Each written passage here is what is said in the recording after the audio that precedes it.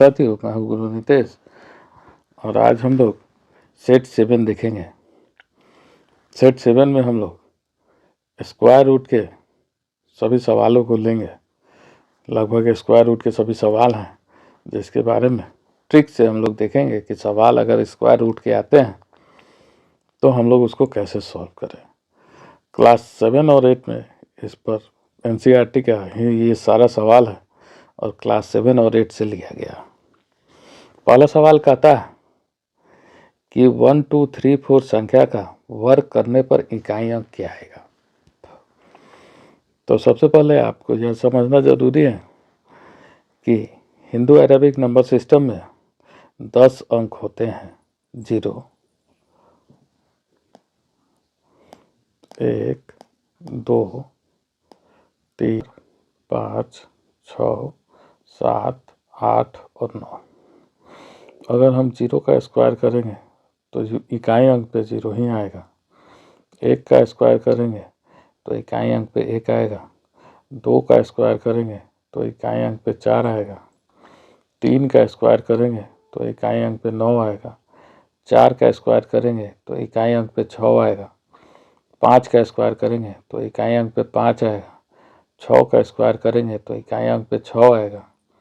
7 का स्क्वायर करेंगे तो इकाई अंक पे 9 आएगा। 8 का स्क्वायर करेंगे तो इकाई अंक पे 4 आएगा और 9 का स्क्वायर करेंगे तो इकाई अंक पे 1 आएगा। यह फिक्स होता है। आप 11 का भी स्क्वायर कीजिएगा तो 121 आएगा, इकाई अंक पर 1 ही आएगा। अगर आप 12 का भी स्क्वायर कीजिएगा तो 144 आएगा, इकाई अंक पे 4 ही आएगा। क्यों? क्योंकि जो इकाई अंक पे होगा उसी का स्क्वायर इकाई अंक पे आएगा। सिंपल सा बात। अगर आप इस PDF को पाना चाहते हैं जिस पर हम इस सवाल को सॉल्व कर रहे हैं तो आप टेलीग्राम चैनल गुरु नितेश ऑफिशियल को ज्वाइन कर सकते हैं। उस पर यह सारा PDF उपलब्ध रहता है। तो हम लोग बात कर रहे थे कि 1 2 3 4 संख्या का वर्ग करने पर इकाई अंक पर क्या आएगा। तो इसका हम लोग देखेंगे कि इस 1 2 3 4 में इकाई अंक पे कौन सा अंक दिया है। तो इकाई अंक में है 4, तो 4 का स्क्वायर करने पर इकाई अंक पे 6 आता है। ठीक है, तो आंसर जो मेरा होगा वह होगा 6। तीसरा नंबर जो ऑप्शन है ये हमारा आंसर हो जाएगा। ठीक है, अगला सवाल कहता है कि निम्न में से किसका वर्गमूल एक पूर्ण वर्ग संख्या नहीं है। तो अभी हम लोगों ने करके देखा कि 0 का स्क्वायर करने पे 0 आया था, 1 का स्क्वायर करने पे 1 आया था, 2 का स्क्वायर करने पे 4 आया था, 9 का स्क्वायर करने पे 3 का स्क्वायर करने पे 9 आया था, 4 का स्क्वायर करने पे 6 आया था, 5 का स्क्वायर करने पे 5 आया था, 6 का स्क्वायर करने पे 6 आया था, 7 का स्क्वायर करने पे 9 आया था, 8 का स्क्वायर करने पे 4 आया था, 9 का स्क्वायर करने पे 1 आया था। अगर इसको आप थोड़ा सा और पूरा करके लिखें, सिर्फ 1 का स्क्वायर जो होगा वो होगा 1, 2 का स्क्वायर जो होगा वो होगा 4, 3 का स्क्वायर जो होगा वो होगा 9, 4 का स्क्वायर जो होगा वो होगा 16, 5 का जो स्क्वायर होगा वो होगा 25, 6 का स्क्वायर जो होगा वो होगा 36, 7 का स्क्वायर जो होगा वो होगा 49, 8 का स्क्वायर जो होगा वो होगा 64, 9 का स्क्वायर जो होगा वो होगा 81 और 10 का स्क्वायर जो होगा वो होगा 100। अब बस यही 10 नंबर को देख के इन सारे स्क्वायर और स्क्वायर रूट के कॉन्सेप्ट क्लियर होते हैं। 1 का स्क्वायर करने पे 1 होगा। अब आप इसमें देखिएगा जैसा कि पहले भी हम लोग देखे थे, 1 4 1 4 9 6 5 0 के अलावा यूनिट डिजिट पे कोई भी नंबर नहीं आता है। मतलब कि अगर यूनिट डिजिट पे किसी भी नंबर के यूनिट डिजिट पे 2 3 7 8 होगा तो अगर इसका स्क्वायर रूट निकाला जाएगा तो कभी भी यह एक पूर्ण संख्या नहीं होगा। इसके अलावा फिर से आप ऊपर देखेंगे 1 से 10 के स्क्वायर में तो आप पाएंगे कि 5 से पहले 2 होता है, 2 के अलावा कोई भी नंबर अगर होगा तो वो भी कभी भी परफेक्ट स्क्वायर नहीं होगा। ठीक है, वो भी कभी भी परफेक्ट स्क्वायर नहीं होगा। इसके अलावा आप देखेंगे किसी के भी स्क्वायर में लगातार 2 ऑड नंबर नहीं है, लगातार कहीं भी आपको 2 ऑड नंबर नहीं दिखेगा। तो अगर अंतिम का 2 अंक लगातार ऑड होता है, अंतिम का 2 अंक अगर लगातार ऑड होता है तो उस संख्या का भी स्क्वायर रूट कभी भी एक पूर्ण संख्या नहीं हो सकता है। तो इन्हीं 2-3 चीज़ों से हम लोग किसी भी नंबर को दे के बता सकते हैं कि उसका स्क्वायर रूट पूर्ण संख्या होता है कि नहीं होता है ना।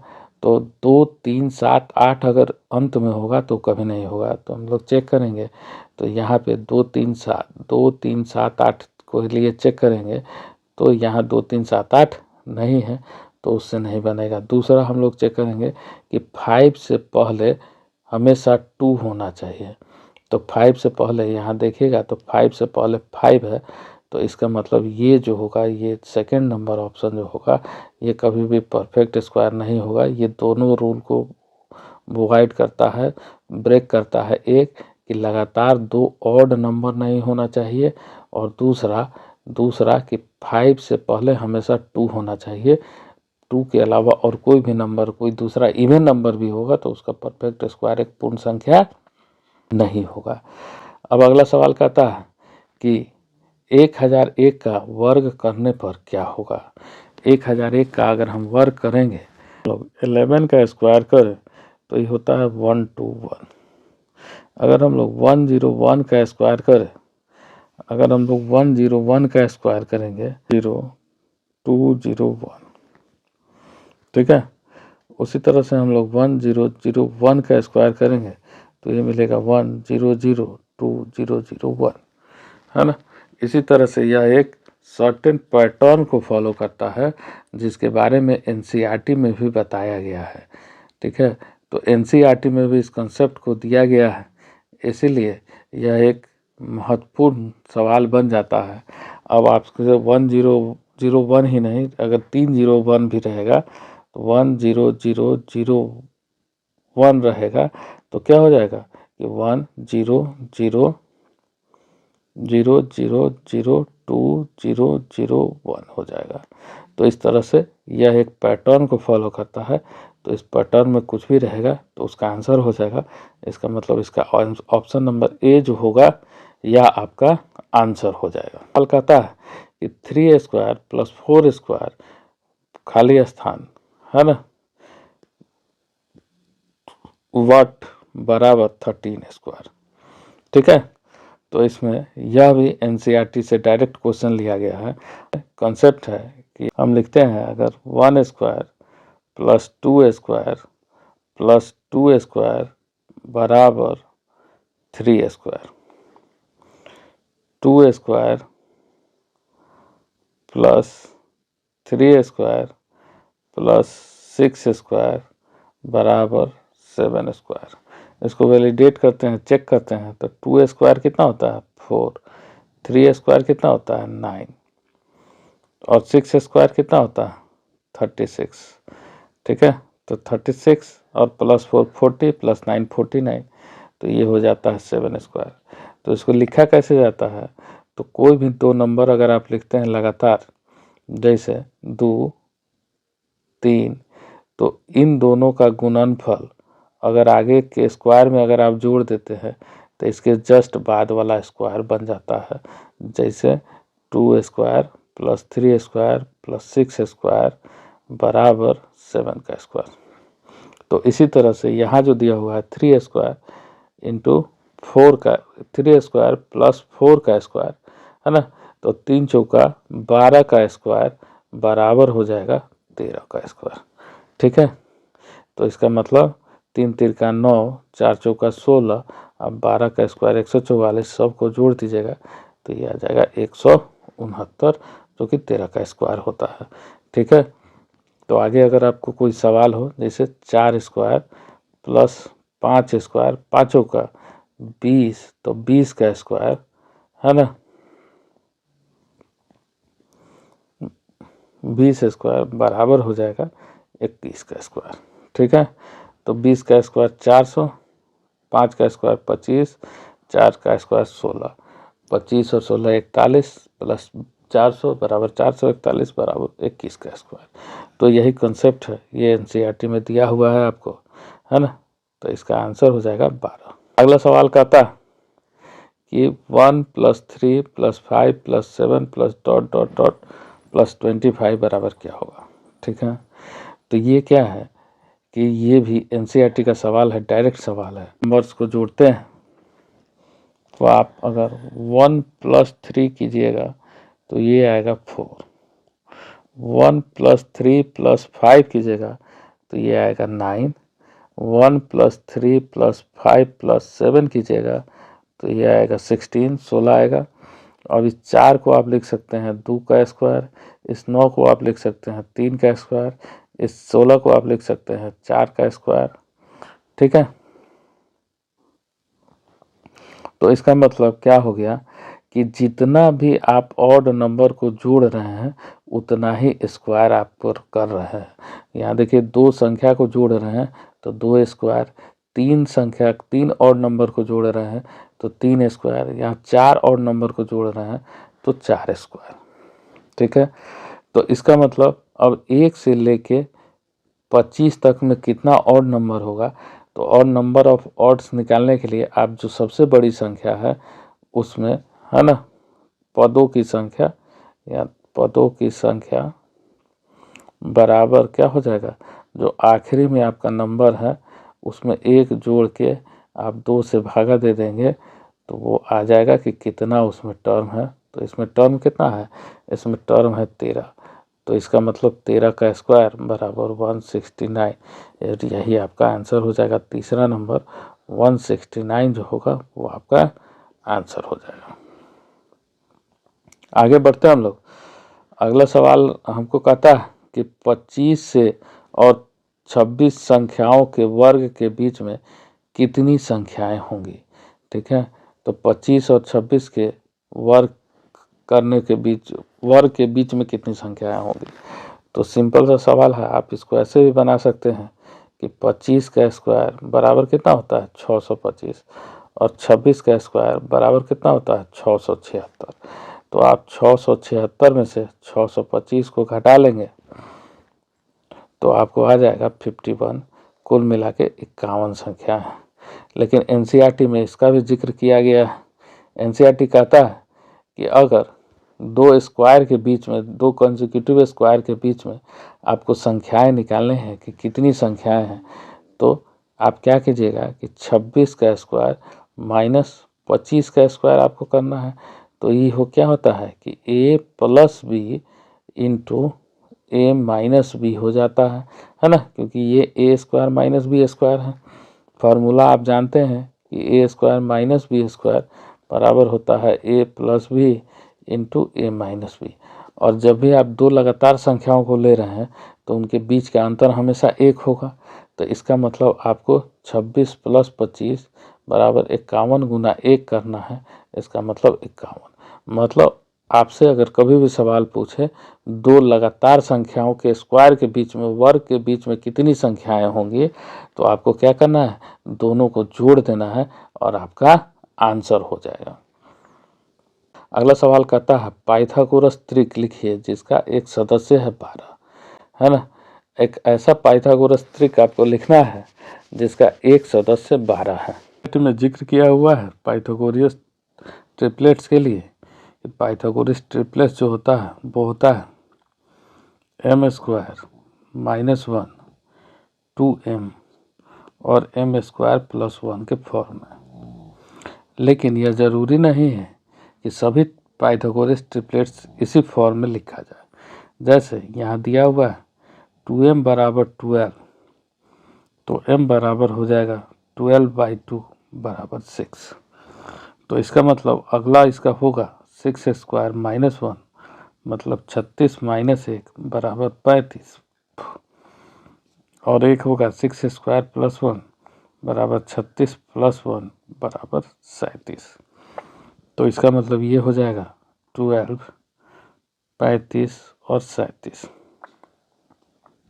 लेकिन ऑप्शन में 12, 35, 12, 35 और 37 नहीं दिया हुआ है।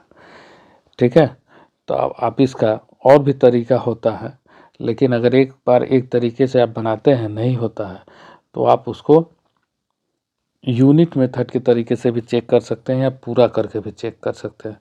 जैसे यहाँ दिया है 6, 12 और 13, तो पाइथागोरस क्या कहता है कि P square plus B square बराबर होता है एच स्क्वायर। तो पी अगर 6 है तो 6 का स्क्वायर 36, 12 का स्क्वायर 144 और 13 का स्क्वायर 159 है ना। तो इन दोनों को जोड़ने पर 169 होना चाहिए, और इसके यूनिट को ही आप जोड़िएगा तो 6, 4, 10 हो जाता है, जो कि 9 है।